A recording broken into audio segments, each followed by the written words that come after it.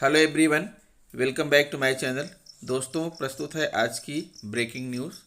परिषदीय विद्यालयों में सहायक अध्यापकों के रिक्त पदों में शिक्षा मित्रों एवं अनुदेशकों को नहीं जोड़ा जाएगा। देखें शासन का आदेश। बेसिक शिक्षकों की पदोन्नति शीघ्र शुरू करें। भाजपा नेता ने भाइयों के साथ मिलकर शिक्षा मित्र को लाठियों से पीटा। प्री प्राइमरी कक्षाओं में बच्चे और अभिभावक के लिए बनेगा अनुकूल माहौल। शिक्षकों का पेंशन भीख नहीं, अधिकार है। बीएसए ने उत्कृष्ट शिक्षकों को किया सम्मानित। पूर्व बीईओ के खिलाफ बाबागंज ब्लॉक जांच करने पहुंची एडी बेसिक। स्कूलों का भी किया निरीक्षण। अंतःकरण साफ नहीं। सरकारी दफ्तरों में बिना घूस के काम नहीं चलता। आइए देखते हैं दोस्तों खबरें विस्तार से। दोस्तों, आप देख पा रहे हैं खबरें विस्तार से किंग्समैन ई-हब यूट्यूब चैनल पर। विद्यालयों में रिक्त पदों की गणना में कार्यरत शिक्षा मित्रों एवं अनुदेशकों को नहीं जोड़ा जाएगा। देखें शासन की तरफ से जारी यह लेटर, जानिए पूरा सच। शिक्षा मित्रों में तथाकथित लोग घुसपैठ बना लिए हैं। 15 नवंबर 2021 आदेश। श्रीमान सचिव बेसिक शिक्षा परिषद शिक्षा मित्रों को शिक्षक छात्र अनुपात में गणना नहीं की जाएगी, ऐसा अफवाह फैलाया जा रहा है। जबकि आदेश 30/9/2020 के सापेक्ष संख्या मांगा गया है।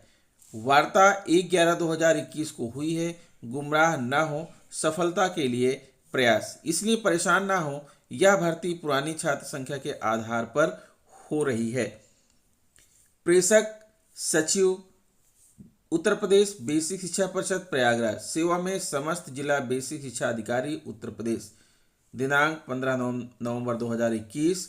69,000 सहायक अध्यापक भर्ती प्रक्रिया के अंतर्गत तृतीय चरण की काउंसलिंग में अर्ह पाए जाने के उपरांत नवनियुक्त अध्यापकों के लिए विद्यालय आवंटन के संबंध में महोदय कृपया उपर्युक्त विषयक शासनादेश संख्या ये दिनांक 17/5/2021 का संदर्भ ग्रहण करने का कष्ट करें, जिसके अनुपालन में इस कार्यालय के पत्र संख्या ये दिनांक 26/6/2021 द्वारा दिए गए निर्देश के क्रम में एनआईसी द्वारा उपलब्ध कराई गई चयन सूची के आधार पर 69,000 सहायक अध्यापक भर्ती परीक्षा के अंतर्गत तृतीय चरण की काउंसलिंग में अर्ह पाए जाने के उपरांत नवनियुक्त अध्यापकों की विद्यालय आवंटन हेतु सूची उपलब्ध कराई गई थी।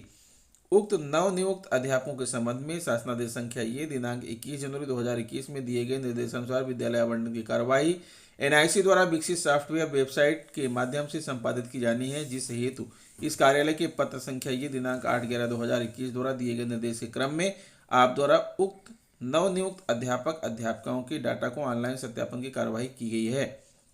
तत्क्रम में उक्त नवनियुक्त अध्यापकों की विद्यालय आवंटन की कार्यवाही निम्नोक्त की जाएगी। विद्यालय आवंटन की प्रक्रिया। विद्यालय आवंटन की कार्यवाही शासनादेश संख्या ये दिनांक 21 जनवरी 2021 में दिए गए निर्देशानुसार दिनांक 17/11/2021 से 18/11/2021 के मध्य किया जाएगा।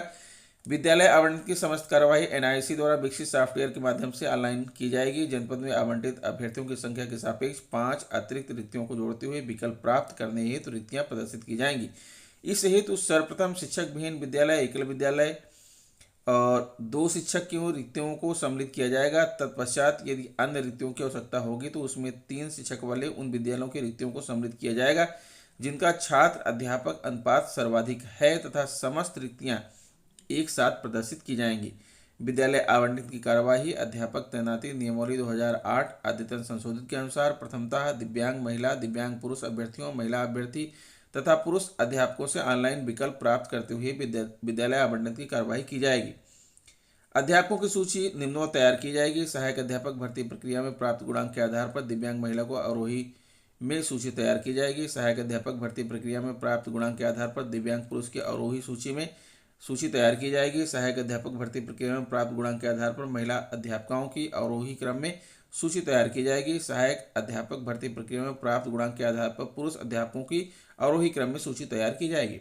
नियुक्त दिव्यांग अध्यापकों के अतिरिक्त विशेष आरक्षण का लाभ प्राप्त कर नियुक्त अध्यापकों को उनके गुणांक के आधार पर उनसे संबंधित सूची में रखा जाएगा।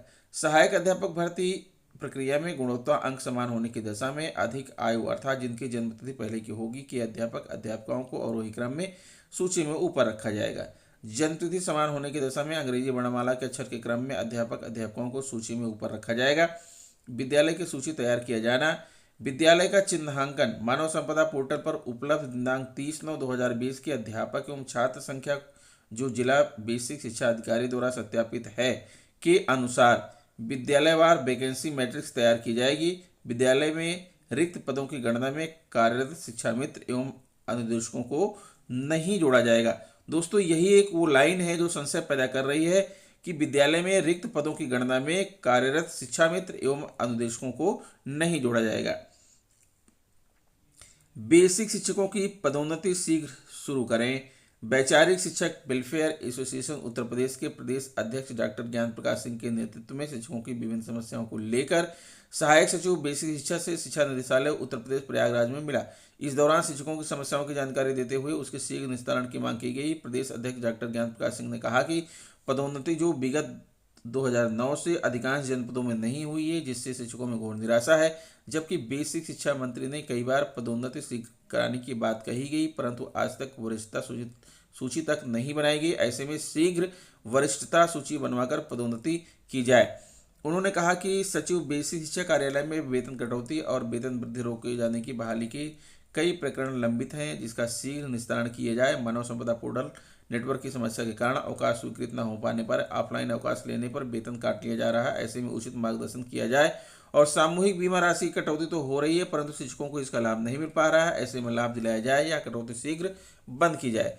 प्रतिनिधिमंडल में प्रदेश अध्यक्ष डॉक्टर ज्ञान प्रकाश सिंह, प्रदेश महामंत्री दिनेश वर्मा, प्रदेश संयुक्त मंत्री इंद्र कुमार सिंह, मंडल अध्यक्ष विनोद कुमार सिंह, मंडल महामंत्री अमरीश सिंह, जिला अध्यक्ष नारायण सिंह पटेल, मंडल कोषाध्यक्ष लालमणि पटेल, पुष्पराज पटेल, राजेश सहित अन्य लोग थे। भाजपा नेता ने भाइयों के साथ मिलकर शिक्षा मित्र को लाठियों से पीटा।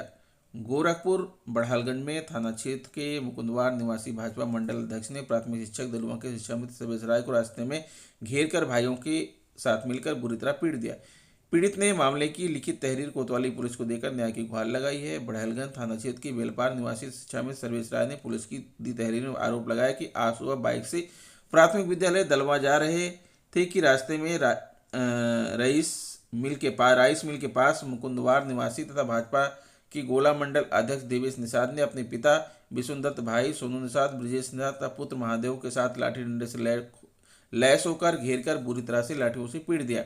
शोर शराबा सुनकर जुटे लोगों ने किसी तरह बीच बचाव कर जान बचाई, नहीं तो आरोपी मेरी जान ही ले लेते। उन्होंने आरोप लगाया कि आरोपी काफी दबंग तथा मनबड़ किस्म के हैं और आए दिन किसी न किसी विवाद तथा मारपीट करते रहते हैं। कोतवाली पुलिस ने मामले को पंजीकृत कर जांच पड़ताल शुरू कर दी है। वहीं दूसरे पक्ष के देवेश निषाद का कहना है कि मेरा भाई कंबाइन मशीन लेकर बघोर धान काटने जा रहा था कि रास्ते में राइस मिल के पास बीच सड़क पर बाइक पर सर्वेश खड़े थे। मेरे भाई ने उन्हें बगल होने को कहा तो वह गाली गुप्ता देने लगे। विरोध पर मारपीट शुरू कर दी। घटना की जानकारी पाकर हम लोग भी घटनास्थल पर जा पहुंचे और उन्हें अच्छे से पीट दिया। इस संबंध में कोतवाली प्रभारी उमेश कुमार वाजपेयी का कहना था कि शिक्षा मित्र की तहरीर पर मामला दर्ज कर लिया गया है। जांच के उपरांत उचित कार्रवाई की जाएगी। दोषी चाहे कितनी भी रसूख वाला क्यों न हो। प्री प्राइमरी कक्षाओं के प्रारंभ होने के पहले परिषदीय विद्यालय बच्चे और अभिभावक के लिए बनेगा माहौल अनुकूल। बेलखरनाथ प्रतापगढ़ राष्ट्रीय शिक्षा नीति 2020 में बच्चों की बुनियादी शिक्षा को अत्यंत महत्वपूर्ण माना गया है। भारत सरकार ने 2025 तक कक्षा 3 में प्रवेश करने वाले सभी बच्चों के लिए मूलभूत साक्षरता और संख्यात्मक कौशल पाने के लिए लक्ष्य निर्धारित किए हैं। यह विचार संदर्भदाता डॉक्टर विनोद त्रिपाठी ने बिहार से केंद्र बेलखरनाथ धाम पर आयोजित 2 दिवसीय स्कूल रेडनेस ट्रेनिंग के समापन के मौके पर व्यक्त किया। कोषाध्यक्ष रामराज पाल का कहना था कि बाल वाटिका के ग्रामीण वातावरण के बच्चों को विद्यालय में मिलने वाले अनुभव और शिक्षा के लिए तैयार करना है। यह तैयारी सिर्फ बच्चों के लिए नहीं बल्कि अभिभावकों और विद्यालयों की तैयारी से भी है। अध्यक्षीय संबोधन में वसीरपुर हेडमास्टर अखिलेश मिश्र ने कहा कि प्री प्राइमरी के अंतर्गत खेल एवं गतिविधियों से बच्चे सीखने के परिवेश में अपने आप को सहज महसूस कर सकें। स्कूल रेडनेस प्रशिक्षण समापन सत्र का संचालन संदर्भदाता डॉक्टर विनोद त्रिपाठी ने किया। बता दें कि राष्ट्रीय शिक्षा नीति में कहा गया है कि आयु वर्ग 5 से 6 वर्ष के बच्चों की कक्षा 1 में प्रवेश करने की प्रक्रिया को सुगम बनाने के लिए आंगनबाड़ी केंद्र और विद्यालयों के बीच समन्वय स्थापित करना अति आवश्यक हो गया है। प्री प्राइमरी स्कूल की तैयारी हेतु 2 दिवसीय प्रशिक्षण में प्रत्येक प्राइमरी स्कूल से एक शिक्षक शिक्षिका को शामिल किया गया। लक्ष्य है कि प्री प्राइमरी में बच्चों के संपूर्ण विकास के क्षेत्र में वृद्धि हेतु प्रेरणादायक परिवेश उपलब्ध हो।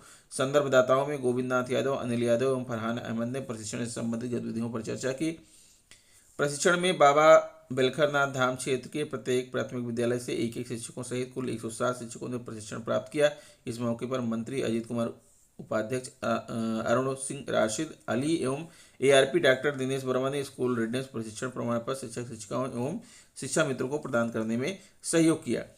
शिक्षकों को पेंशन भीख नहीं अधिकार है। गोरखपुर शिक्षक व्यवस्था परिवर्तन की ताकत रखते हैं। शिक्षक देश के भविष्य को सुनहरा बना सकता है, पर आज कुछ शिक्षक अपने हितों तक ही सीमित हैं। यही कारण है कि सामूहिक संघर्ष कमजोर हो गया है। इसका दुष्परिणाम भी शिक्षक ही झेल रहा है। पुरानी पेंशन बुढ़ापे की लाठी है, परंतु इससे शिक्षक या कर्मचारी वंचित कर दिए गए हैं। पेंशन भीख नहीं अधिकार है। इसे पाने के लिए राष्ट्रीय संघर्ष की आवश्यकता है। जो कुछ भी मिला वो संघर्ष के बल पर ही मिला है। यह बातें विधान परिषद सदस्य देवेंद्र प्रताप सिंह ने कही। वह मंगलवार को MSI इंटर कॉलेज में उत्तर प्रदेश माध्यमिक शिक्षक संघ ठकुराई के मंडलीय सम्मेलन व शैक्षिक विचार गोष्ठी को बतौर मुख्य अतिथि संबोधित कर रहे थे। बतौर विशिष्ट अतिथि प्रोफेसर SP त्रिपाठी ने कहा कि आज वे देश विकास के शिखर पर है, जिन्होंने शिक्षा व शिक्षकों को समाज में सर्वोपरि स्थान व सम्मान दिया। वह देश जहाँ शिक्षा का नियमन, प्रशासन व संचालन शिक्षाविद द्वारा होता है, वह उन्नति के शिखर पर है, जबकि हमारे देश में शिक्षा पर व्यय लगातार कम होता जा रहा है। इसलिए हमारी स्थिति इतनी बदहाल है। शिक्षा सबका मौलिक अधिकार है। इस अधिकार को आंदोलन से हासिल करना होगा, जिसका नेतृत्व शिक्षक वर्ग वो खुद कर सकता है, क्योंकि आने वाली पीढ़ी उसके हाथ में है। संत विनोबा डिग्री कॉलेज देवरिया के पूर्व प्राचार्य डॉक्टर असीम सत्यदेव ने कहा कि आज शिक्षा पूरी तरह बाजार के हवाले है। संगोष्ठी की अध्यक्षता मंडल अध्यक्ष सत्यपाल सिंह व संचालन मंडल मंत्री दुर्गेश दत्त पांडे ने किया। इस दौरान प्रांतीय मंत्री देवेंद्र प्रताप सिंह गौतम व डॉक्टर अजय कुमार पांडे, JP नायक, रामबाल त्रिपाठी, डॉक्टर शोभित श्रीवास्तव आदि मौजूद रहे। BSN ने उत्कृष्ट शिक्षकों को किया सम्मानित। शिक्षिका ने लगाया अनदेखी का आरोप। उन्नाव BSN ने शिक्षा के क्षेत्र में उत्कृष्ट कार्य करने वाले 275 शिक्षकों को सम्मानित किया। इस आयोजन में आमंत्रित न किए जाने पर राष्ट्रपति पुरस्कार से सम्मानित शिक्षिका ने अनदेखी पर दुख जताया। डाइट में आयोजित कार्यक्रम में BSA जयसिंह ने नगर क्षेत्र से 13, सफीपुर से 18, बिछे से 16, औराज बीघापुर, बांगरमऊ, पूर्वा, असोहा, F84, गंज मुरादाबाद, हिलौली, मियागंज, नवाबगंज से 15-15, हसनगंज से 16, सुमेरपुर से 19, सिकंदरपुर खंड से 17, सरोसी से 26 शिक्षक, शिक्षा मित्र व अन्वेषक को सम्मानित किया। कार्यक्रम में आमंत्रित न किए जाने को लेकर राष्ट्रपति पुरस्कार से सम्मानित शिक्षिका स्नेहिल पांडे ने अनदेखी का आरोप लगाया। पूर्व BEO के खिलाफ जांच करने बाबागंज ब्लॉक पहुंची AD बेसिक स्कूलों का भी किया निरीक्षण। प्रतापगढ़ बाबागंज पूर्व BEO के खिलाफ विभागीय जांच के लिए सोमवार को AD बेसिक प्रयागराज से बाबागंज ब्लॉक पहुंचे। उन्होंने पूर्व BEO के खिलाफ जांच करने के बाद 2 विद्यालयों का निरीक्षण किया। बाबागंज ब्लॉक में पूर्व में तैनात BEO कोमल यादव के खिलाफ शासन के आदेश पर AD बेसिक प्रयागराज तनुजा त्रिपाठी ने सोमवार को ब्लॉक पहुंचकर जांच की। शिक्षकों के एरियर को लेकर उनकी शिकायत की गई थी। इसकी जांच AD बेसिक को सौंपी गई थी। शिकायत मिली थी कि विधासीन और मुरैनी विद्यालय में अध्यापक स्कूल छोड़कर फरार रहते हैं। AD बेसिक ने मुरैनी और विधासीन जाकर स्कूलों का निरीक्षण किया। लोगों को बयान दर्ज करने के साथ अभिलेखीय निरीक्षण किया। उन्होंने बताया कि शासन के आदेश पर पूर्व BEO कोमल यादव के खिलाफ जांच की जा रही है। रिपोर्ट शासन को भेज दी गई है। अंतःकरण साफ नहीं, सरकारी दफ्तरों में बिना घूस के नहीं होता है कोई काम। प्रयागराज कथा मर्मज्ञ देवकी नंदन ठाकुर ने मंगलवार को भ्रष्टाचार, बेईमानी और अपराध मुक्त समाज के लिए अंतःकरण की शुद्धता का संदेश दिया। उन्होंने कहा कि प्रधानमंत्री मुख्यमंत्री बदलने से भ्रष्टाचार को नहीं मिटाया जा सकता। बिना घूस के किसी सरकारी दफ्तर में कोई काम नहीं होता। ऐसे में बदलाव के लिए भगवान के प्रति अनुराग रखने के साथ ही उनके गुणगान की कथाएं सुननी चाहिए।